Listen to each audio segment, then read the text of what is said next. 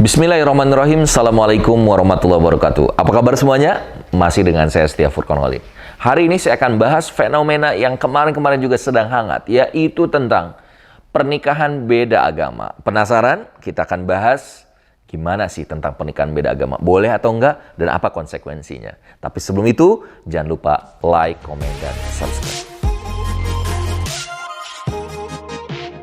Sahabat sekalian, kemarin sedang ramai sekali ya, pembahasan tentang ada staf sus katanya yang menikah dengan seorang laki-laki yang katanya dari 100 kriteria dia memasuki 97 kriterianya. Jadi artinya cuma 3 yang itu tidak di luar dari. Tapi masalahnya adalah cowok yang dinikahi itu adalah cowok yang bukan agama Islam. Artinya berbeda agama. Pertanyaan yang pertama, apakah itu halal, boleh, dan sah dalam agama Islam? Yang kedua, bagaimana kita harus menyikapinya?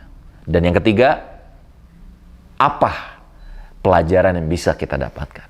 Baik, kita bahas yang pertama. Ketika kita tahu gitu ya, ada yang namanya orang nikah beda agama.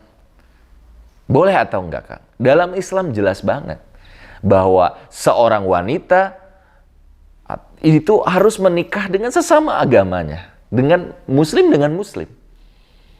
Jadi ketika ada seorang wanita nikah dengan suaminya yang non-muslim, maka sebelum suaminya masuk Islam itu tidak sah. Ya, ini ngomongin agama nih.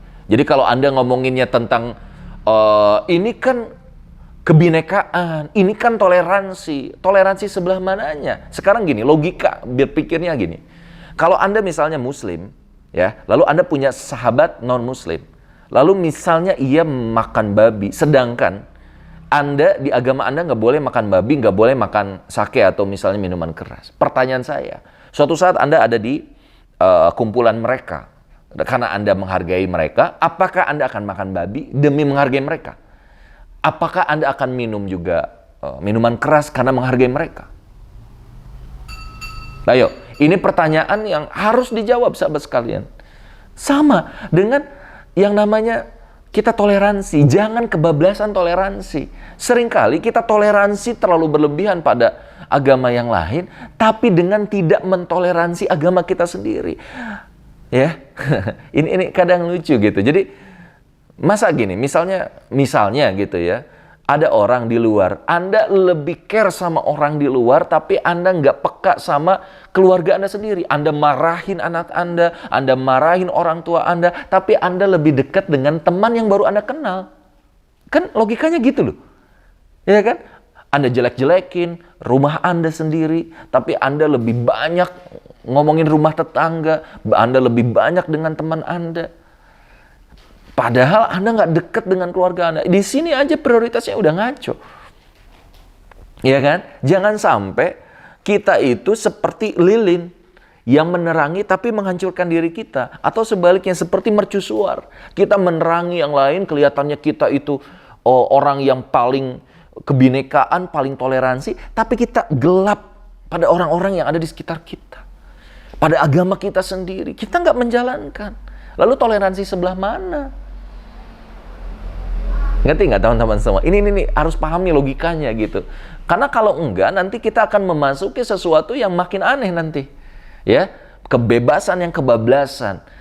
Ya, nanti Anda akan masuk lagi di misalnya, saya tadi baru baca gitu ya, baru baca dan kaget di Facebook ada hashtag lepas hijab.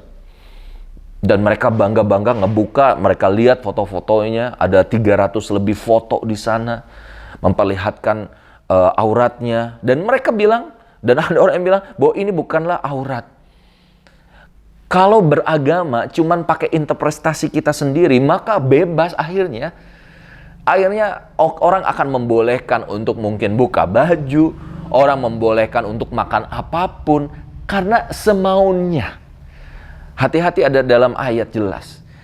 Suatu saat nanti barang siapa yang mengolok-olok agama, maka Allah akan mengolok-olok dirinya nanti di akhirat nanti. Maka hati-hati nih, teman-teman semua. Ya, yang pertama, itu yang kedua, bagaimana kita menyikapinya? Sahabat sekalian, di akhir zaman seperti ini, di mana banyak orang yang mengolok-olok agama, banyak orang yang akan melecehkan agama, maka kita seperti memegang bara api, seperti buih di lautan. Banyak, tapi nggak ada yang berani speak up.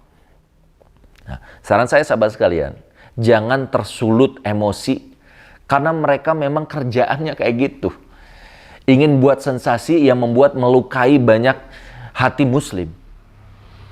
Maka kita harus berpikir cerdas, tapi kita jangan mau untuk mengikuti ajakan mereka. Oke, mereka seperti itu. Ya, amaluna amalukum, amal kamu amal saya. Nanti Allah yang akan memberikan peringatannya. Tapi mengingkari, hati kita mengingkari. Iman yang paling kecil itu adalah mengingkari kemaksiatan. Kalau bisa kita pada power, kita bisa speak up ngomong. Kalau Anda adalah seorang yang pejabat di suatu ini yang bisa memberikan kebijakan yang baik, Anda harus bisa dengan tangan Anda, dengan power Anda. Jangan cuma diam aja. Karena itu ngomongin keimanan. Yang ketiga, sahabat sekalian, setelah kita ngomong bagaimana menyikapinya, yang ketiga, apa hikmahnya? Hikmahnya, sahabat sekalian, gini, ini sederhana banget logikanya. Menikah dengan yang satu muslim aja, sama-sama muslim, belum tentu sama visi, belum tentu sama karakter, belum tentu bisa sakinah. Ya kan? Apalagi yang udah jelas-jelas beda agama. Dia ke gereja misalnya, Anda ke masjid. Dia dengan ibadahnya, kita dengan ibadahnya. Pertanyaan keduanya adalah, nanti anaknya mau apa? Mau nano-nano. Ini agamanya ini agamanya ini, agamanya ini. Pusing. Anak itu fitrah, suci. Ibunya lah yang menjadikan majusi, nasoro, muslim. Maka kita harus memahami ini. Kalau enggak, akhirnya pusing nanti. Agamanya pusing. Suaminya apa, istrinya apa, demi sebuah kebinekaan. Ya, gitu. Ingat, yang muslim sesama muslim aja belum tentu bisa mendapatkan kesakinahan, butuh perjuangan. Mau punya anak, belum tentu juga jadi anaknya soleh-soleh, butuh perjuangan, butuh ilmu. Apalagi yang jelas-jelas beda agama. Akan banyak hal-hal prinsipal yang itu berbeda. Itu. Selanjutnya, sahabat sekalian, yang terakhir. Ketika kita sudah memahami apa makna dari ini semua, sahabat sekalian, maka bertekadlah untuk membuktikan saya ingin menikah dengan cara yang islami, mendapatkan jodoh yang terbaik, dan saya akan buktikan bahwa ketika kita toleransi tapi ada batasnya, bukan toleransi berlebihan, maka kita akan tunjukkan keindahan akhlak muslim, keindahan keluarga muslim yang sakinah. Biarlah mereka banyak melakukan hal-hal yang menyakiti hati muslim mungkin, tapi yang terpenting adalah buktikan bahwa kita muslim yang bisa memberikan akhlak yang terbaik. Saya Setia Furholin, jangan lupa like, komen, dan subscribe. Assalamualaikum warahmatullahi wabarakatuh.